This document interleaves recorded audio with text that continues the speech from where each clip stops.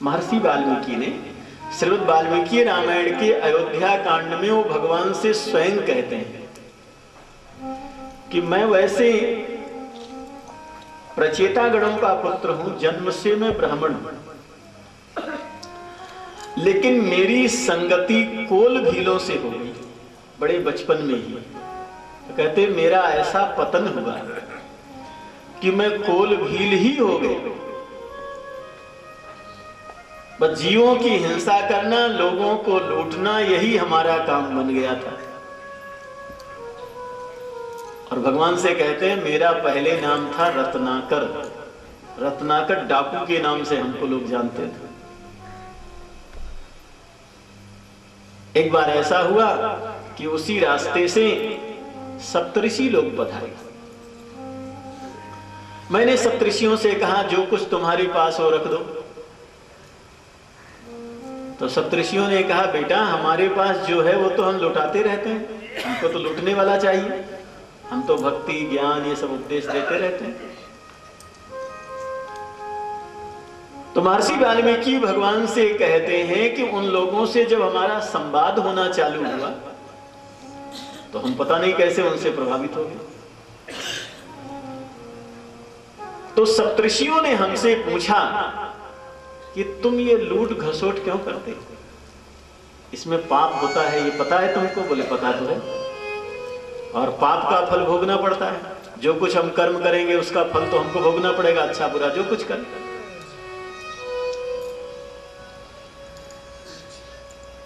पाप तुम करते हो, दुख तुम्हें भोगना पड़ेगा। तो कहते हैं कि हमने तर्क किया उनके सामने कि हम लोगों को लूटते हैं लेकिन हम उसको ले जाकर के अपने परिवार माता पिता सबको खिलाते हैं, तो सब लोग उसका फल भोगेंगे। तो सप्तऋषियों ने कहा सबसे पूछ आओ कि सब फल लेना चाहेंगे क्या, पता करके आओ जाओ। तो महर्षि वाल्मीकि कहते हैं कि मैं उन लोगों की वाणी से इतना प्रभावित हो गया कि मैं पूछने चला गया। और मैंने माता पिता से पूछा जाकर के कि हम आपकी सेवा करते हैं, उसमें हम चोरी करते हैं, लोगों को मारते हैं, उसमें पाप बनता है, उसका फल तो आप लेंगे? तो माता पिता ने साफ मना कर दिया कि आप हमारे पुत्र हैं, आपको सेवा करना धर्म है, आप अच्छा कर्म करके सेवा करो या जो करके करो आपका काम है, आप जानो, हमारा क्या। पत्नी और बच्चों से जाकर के कहा कि हम जो कुछ यहाँ लाते हैं धन संपत्ति वो चोरी करके लाते हैं, लोगों को मार पीट करके लाते हैं, पाप होता है। तो जो पाप हमसे बन रहा है इसमें आप लोग भी तो फल भोगेंगे। तो पत्नी और बच्चों ने भी मना कर दिया कि हमारा ध्यान रखना आपका कर्तव्य है, कैसे आप लाते हैं आप जानिए, फल आप भोगेंगे, हम क्यों भोगेंगे। तो महर्षि कहते हैं कि हमको ज्ञान हो गया और हमने सप्तऋषियों से कहा हमारे कल्याण का कोई साधन बताओ। सप्तऋषियों ने कहा राम राम कहना, लेकिन बहुत ज्यादा पाप होने की वजह से हमारे मुख से राम निकले ही नहीं। वो लोग कहे राम बोलो, हम कहे महाराज ये नहीं बोल पाते, बाकी कुछ भी बोलवा लो, बस ये नहीं बोला जाता। तो उस दयालु सप्तऋषियों ने कहा कि अच्छा तुम लोग शिकार करते हो और कोई जीव मर जाता है तो क्या बोलते हो? तो हम लोग कहते हैं मरा मरा। बोले तुम यही बोलो, छोड़ो, तुम तो यही मरा मरा जपो। चरणों में प्रणाम करके महर्षि कहते हैं कि हमने कहा कि ठीक है आपकी आज्ञा, इससे हमारा कल्याण हो जाएगा, बिल्कुल हो जाएगा, हम वचन देते हैं, मरा मरा जपना।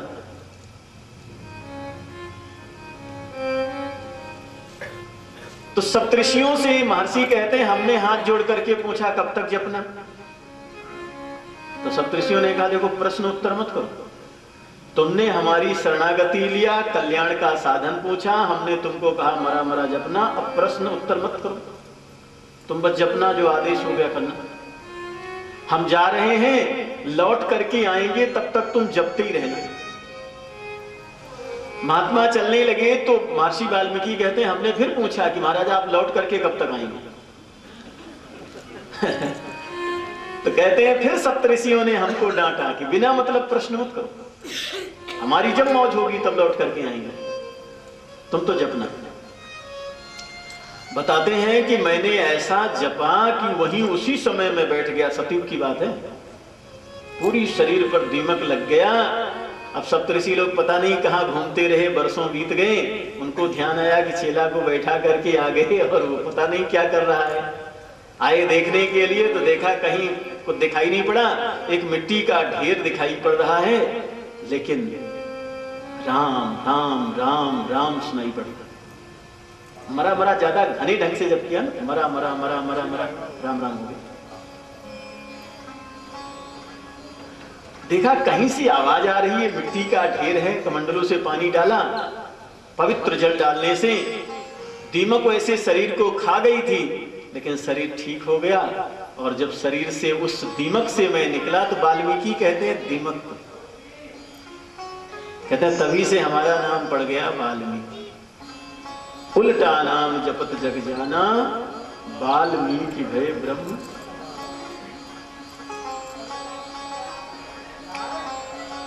भागवत में हम आप पढ़ते सुनते हैं, नारद जी दासी पुत्र थे। सनकादिकों का, साधु संतों का सत्संग मिला, देवर्षि नारद बन गए। स्वयं इस बात को कहते हैं,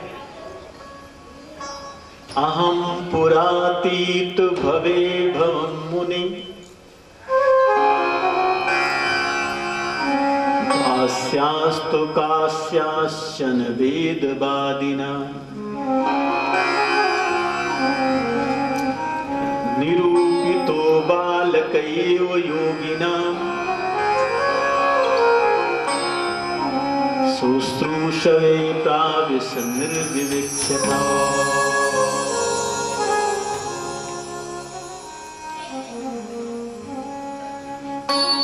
सत्संग की महिमा में भगवान व्यास को इस बात को भागवत में व्यास श्री नारद जी ने सुनाया कि मैं दासी पुत्र था। सत्संग का ऐसा प्रभाव कि देवर्षि नारद बन गए। गोस्वामी जी इस बात का दावा कर रहे हैं। देखो, लोगों की कोटि तीन ही है, जलचर, थलचर और नभचर।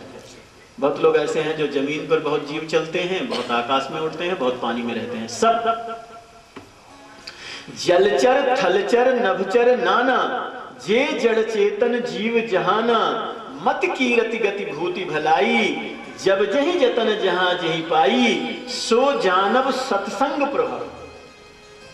गोस्वामी जी कहते हैं किसी को सुंदर बुद्धि मिली, किसी की शुभ गति हो गई, इस संसार में किसी का भला हो गया, कोई अच्छा बन गया, इसके पीछे आंख मूंद करके मान लेना कि कोई ना कोई सत्संग जरूर था। चाहे माता पिता का सत्संग मिला, चाहे भाई बंधुओं का मिला, या कोई संत महात्मा का मिला। और इस संसार में किसी का भी पतन हुआ तो उसके पीछे प्रत्यक्ष या अप्रत्यक्ष कोई कुसंग जरूर है।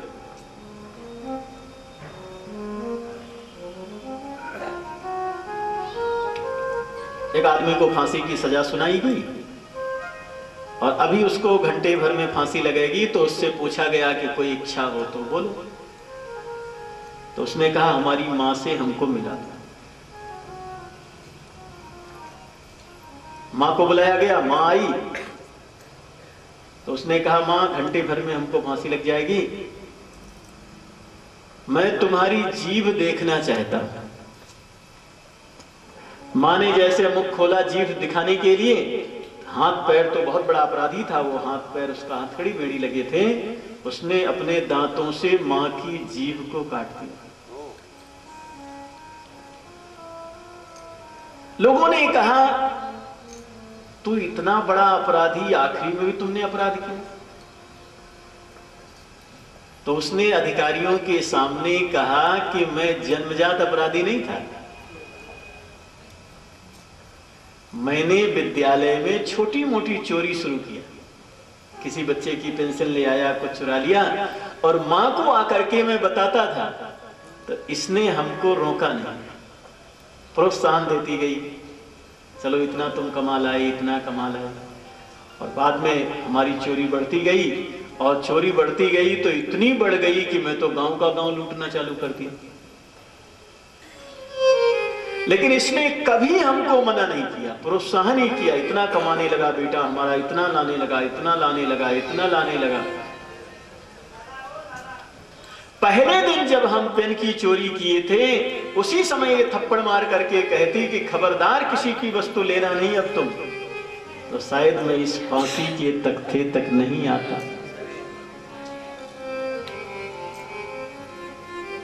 गोस्वामी जी दावा कर रहे हैं इस संसार में किसी का भी पतन हुआ है तो प्रत्यक्ष या अप्रत्यक्ष कोई कुसंग जरूर रहा है। बिना कुसंग के पतन हो नहीं सकता, बुराई आ नहीं सकती।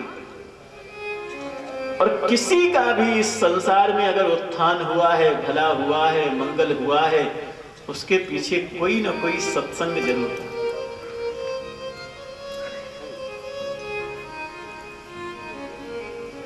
कह रहे 60 सुधरई सत्संगति पाई। खराब से खराब व्यक्ति भी सत्संग पा करके सुधर गया। इसके बहुत उदाहरण है, बहुत। 60 सुधरई सत्संगति पाई।